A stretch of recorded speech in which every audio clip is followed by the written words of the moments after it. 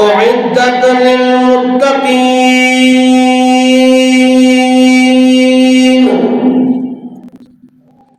الذين ينفقون في السراء والضراء أعدت للمتقين.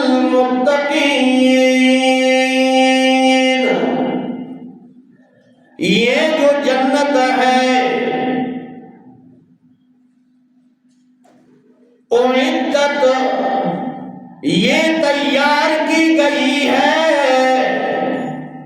للمتقین، متقی لوگوں کے لیے، پرہیزگار لوگوں کے لیے. جس طرح اللہ نے فرمایا وَسَارِعُوا إِلَىٰ مَغْفِرَةٍ مِّن رَّبِّكُمْ، دوڑو اللہ کے رب کی رحمت اور مہربانی مغفرت کی طرف دوڑو. وَجَنَّةٍ أَرْضُهَا السَّمَاوَاتُ وَالْأَرْضُ، اور اس جنت کی طرف دوڑو جس کا عرض زمین و آسمان ہے، جس کا عرض زمین و آسمان ہے. اللہ جنت تو بڑی وسیع ہے، بڑی وسعت والی ہے. اور ایک ضعیف سی روایت ہے لیکن فضائل کے لیے بہتر ہے. جبرائیل امین نے ایک دن عرض کیا ربا، اے میرے پروردگارا، تو نے جنت بنائی ہے لیکن میری یہ طلب ہے کہ میں اللہ تیری جنت کے اندر چکر لگاؤں. جبرائیل امین نے فرمایا، تو اللہ نے فرمایا ٹھیک ہے جبرائیل، تو جنت کے اندر چکر لگا سکتا ہے، لگا لے. جبرائیل امین 600 پر رکھنے والا جبرائیل امین 600 پر رہے اور خود کہتے ہیں میں کبھی دنیا کے اندر اپنے سارے پروں کے ساتھ نہیں آیا، سارے پروں کے ساتھ دنیا میں نہیں آیا. یہ وہ جبرائیل امین ہے کہ نبی مہربان صلی اللہ تعالی علیہ وسلم نے جبرائیل امین کو 2 مرتبہ اصلی صورت میں دیکھا. ایک جب پہلی وحی نازل ہوئی نا، اللہ کریم نے فرمایا اقرأ بسم ربک الذی خلق، یہ پہلی وحی لے کر آیا جبرائیل امین. نبی مہربان صلی اللہ تعالی علیہ وسلم نے جب دیکھا کب کبھی طاری ہو گئی، خوف کی وجہ سے کب کبھی طاری ہو گئی. یہ وہ جبرائیل ہے. گھر تشریف لائے، زملونی زملونی دسرونی، مجھے کمبل اڑائیے کمبل اڑائیے. اتنے خوف طاری ہوا نبی صلی اللہ علیہ وسلم پر کہ بخار چڑھ گیا. یہ جبرائیل امین جب جنت کا چکر لگانے کے لیے آئے، اپنے 600 پر کھولتے ہیں اور پوری رفتار کے ساتھ جنت کے اندر اڑنا شروع کر دیا. اڑتے اڑتے حتیٰ کہ جبرائیل امین تھک گئے اور ایک درخت پہ بیٹھے. آواز آئی جبرائیل، اللہ کی قسم ہے تو نے ابھی جنت کا ایک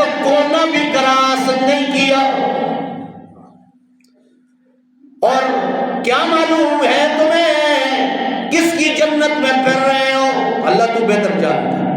فرمایا حضرت ابو بکر صدیق رضی اللہ تعالیٰ عنہ کی جنت میں پھر رہا ہے تو اتنی وسعت ہے، ارض و سما، اس کا عرض جتنا ہے، چوڑائی جتنی ہے، وہ زمین و آسمان ہے، وہ کتنی بڑی ہوگی اللہ بہتر جانتا ہے۔ اس جنت کی طرف دوڑو۔ فرمایا اعدت للمتقین، وہ جنت وہ متقی لوگوں کے لیے تیار کی گئی ہے۔ جنت کتنی وسیع ہوگی، اللہ نے کچھ نقشہ یوں بھی کھینچا ہے۔ فرمایا مثل الجنت التی وعد المتقون، اس جنت کی مثال یہ ہے جس کا وعدہ اللہ کریم نے متقی لوگوں سے کیا ہے، پرہیزگار لوگوں سے کیا ہے، جو اللہ کے خوف سے زندگی بسر کرنے والے ہیں، اطاعت کرنے والے ہیں، فرما برداری کرنے والے لوگوں کے لیے یہ جنت ہے۔ جنہوں نے اپنی مرضی سے زندگی بسر کی ان کے لیے نہیں ہے۔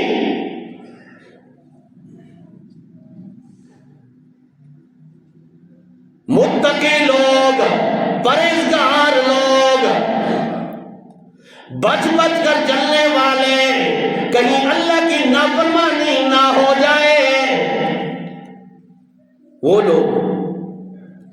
فرمایا وہ جنت اتنی عظیم ہے، فیہا انہار من ماء غیر آسن، ایسا پانی اللہ کریم فرماتے ہیں ایک پانی کی نہر ہوگی، غیر آسن، عام طور پر پانی اگر زیادہ دیر تک کھڑا رہے اس میں بو پیدا ہو جاتی ہے، اس کا رنگ تبدیل ہو جاتا ہے، اس کا ذائقہ تبدیل ہو جاتا ہے۔ پانی کو پرکھنے کی تین ہی صورتیں ہیں، یا تو اس کا ذائقہ دیکھا جاتا ہے کہ ذائقہ تو نہیں تبدیل ہوا، نمبر دو اس کا جو ہے رنگ تبدیل نہ ہوا ہو، اور تیسرا اس کے بو نہ آتی ہو۔ اگر یہ تین چیزیں ہیں تو ایسی پانی کے ساتھ طہارت کرنا جائز ہے۔ تو اللہ کریم نے فرمایا فیہا انہار من ماء غیر آسن، جنت کے اندر ایک نہر ہوگی جو پانی کی نہر ہوگی، غیر آسن، جو کبھی خراب ہونے والا نہیں ہوگا، نہ رنگ کبھی تبدیل ہوگا، نہ ذائقہ کبھی تبدیل ہوگا، نہ کبھی اسے بو آئے گی۔ اور دوسری نہر وَأَنْهَارٌ مِّن لَبَنٍ لَمْ يَتَغَيَّرْ طَعْمُهُ، دوسری نہر وہ دودھ کی نہر ہوگی، دودھ کی نہر ہوگی، وہ دودھ کبھی خراب ہونے والا نہیں ہوگا۔ دنیا میں دودھ اگر کچھ دیر تک باہر پڑا رہے وہ خراب ہو جاتا ہے، ذائقہ تبدیل ہو جاتا ہے، یا اس کو فریج میں رکھو تو فریج کا ذائقہ آتا ہے، جب آپ استعمال کرتے ہیں فریج کا ذائقہ آتا ہے، زیادہ دیر تک رکھ رہے ہیں تو خراب ہو جاتا ہے۔ لیکن جنت کے اندر وہ نہر ہوگی کہ غیرہ، فرمایا وہ کبھی خراب نہیں ہوگی، لم یتغیر کبھی خراب نہیں ہوگی. اور تیسری نہر وَأَنْهَارٌ مِّنْ خَمَرٍ لَذَّةٍ لِّلشَّارِبِينَ. تیسری نہر وہ شراب کی نہر ہوگی. شراب کی نہر، دنیا کی شراب کے اندر نشہ ہوتا ہے، دنیا کی شراب کے اندر آپ اس شراب کو پیتی ہیں بدحواس ہو جاتے ہیں، عقل مغلوب ہو جاتی ہے، آپ کو سمجھ ہی نہیں آتی زبان سے کیا کہہ رہا ہوں، کیا کر رہا ہوں، رشتوں کی پہچان نہیں رہتی.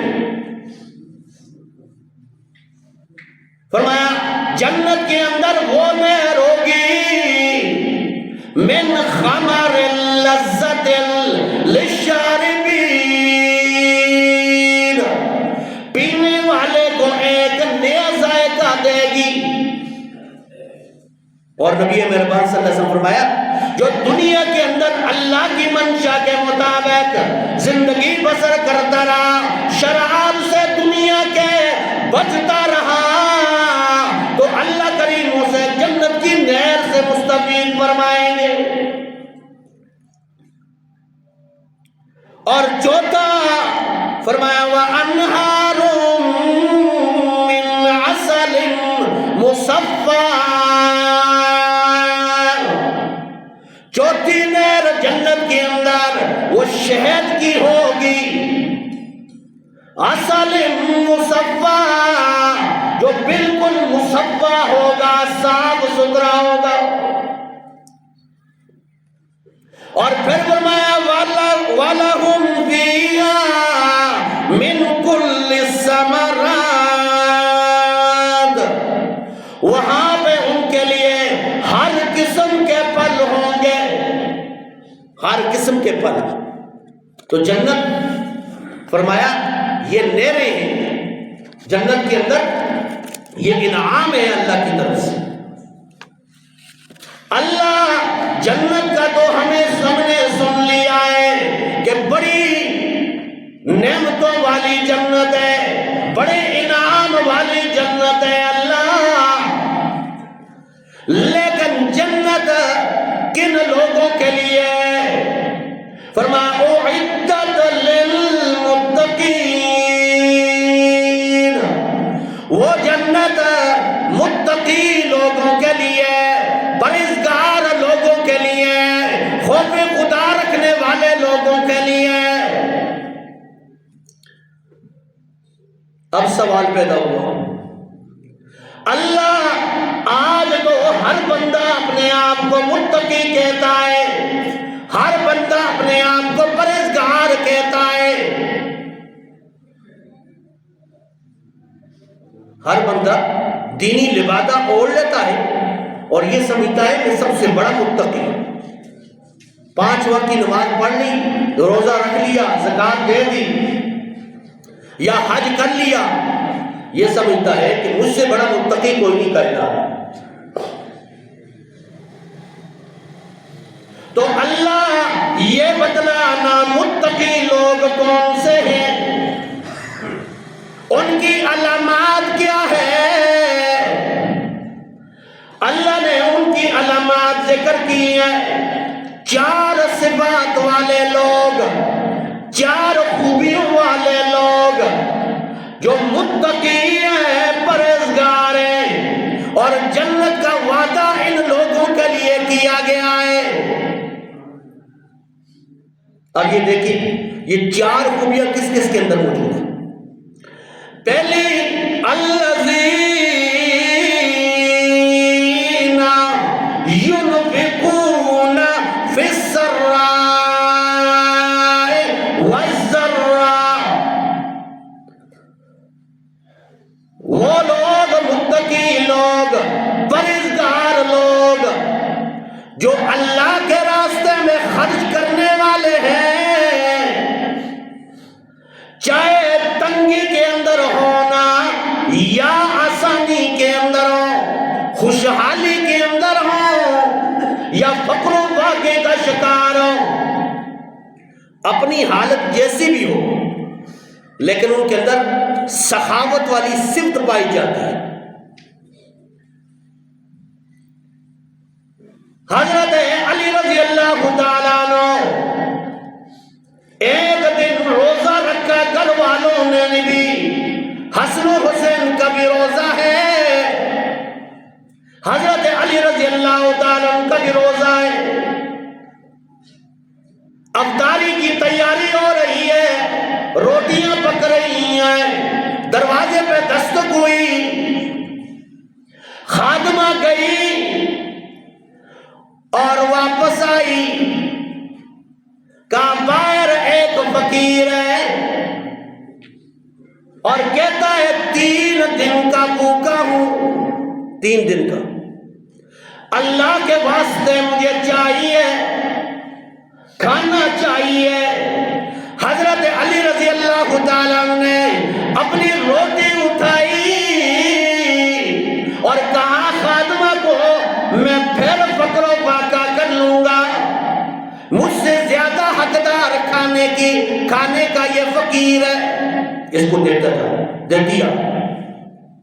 چلنے لگی.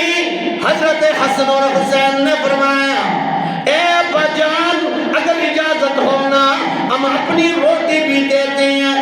فرمایا بسم اللہ. سخاوت کے اس میدان میں حضرت فاطمہ الزہرا رضی اللہ تعالیٰ عنہ کیسے پیچھے رہ سکتی تھی، جس نے سخاوت کے گر نبی مہربان صلی اللہ تعالیٰ علیہ وسلم کی گود میں سیکھے تھے. کہا ہے خادمہ میں فاطمہ کی روٹی دیتا تھا، اس کو دے. 4 روٹیاں لے کر جانے لگی وہ خادمہ اور کہنے لگی اے فاطمہ اگر اجازت ہو تو میں اپنی روٹی بھی لے جاؤں نا، تاکہ لوگوں کو پتہ چل جائے کہ محمد کا گھرانہ ہی سخی نہیں ہوتا، محمد کے غلام بھی سخی ہوا کرتے ہیں. 5 روٹیاں جا کر پیش کی، خود فقر و فاقہ کر دیا. الذین ينفقون فی السراء والضراء، خود تنگی کے اندر ہونا یا آسانی کے اندر ہو، اللہ کے راستے میں خرچ کرنے والے ہوتے ہیں. آج ہمارے خرچ کرنے کی انداز دیکھیں، ہمارے پڑوس میں کیا کون رہ رہا ہے، کیا حالت ہے اس کی، ہمیں کوئی پتہ نہیں. یا فقر و فاقے کو دیکھتے ہیں ہم کسی کے، پھر ساتھ ساتھ اس کا عہدہ اور منصب دیکھتے ہیں، خاندان برادری دیکھتے ہیں، بڑا جو ہے اچھے خاندان والا ہے لیکن فقیر ہو گئے، ہم دیتے ہیں نمود و نمائش کے لیے. یا اپنی جماعت کا کوئی آدمی ہے، ہم کہتے ہیں کہ ہماری جماعت کا حصہ پر خرچ کیا جائے، ہم اس کا فقر و فاقہ نہیں دیکھتے. یہ ذات پات میں، جماعت قبیلے کنبے میں ہم بٹے ہوئے ہیں، ہماری سوچ اور نظریات محدود ہو چکی ہیں. حالانکہ قرآن مجید میں جہاں پر انفاق کا فی سبیل اللہ کا ذکر کیا ہے وہاں پہ یہ ضرور ذکر کیا ہے وَمِمَّا رَزَقْنَاكُمْ، اس میں سے خرچ کرو نا جو اللہ فرماتے ہیں ہم نے تمہیں عطا کیا ہے. ٹھیک ہے انسان کی محنت بھی ہوتی ہے، انسان کا جو ہے اس میں کوشش بھی شامل ہوتی ہے، لیکن دینے والی ذات اللہ کی ہے. اس لیے تو فرمایا أَفَرَأَيْتُم مَّا تَزْرَعُونَ أَأَنتُمْ تَزْرَعُونَهُ أَمْ نَحْنُ الْخَالِقُونَ أَفَرَأَيْتُم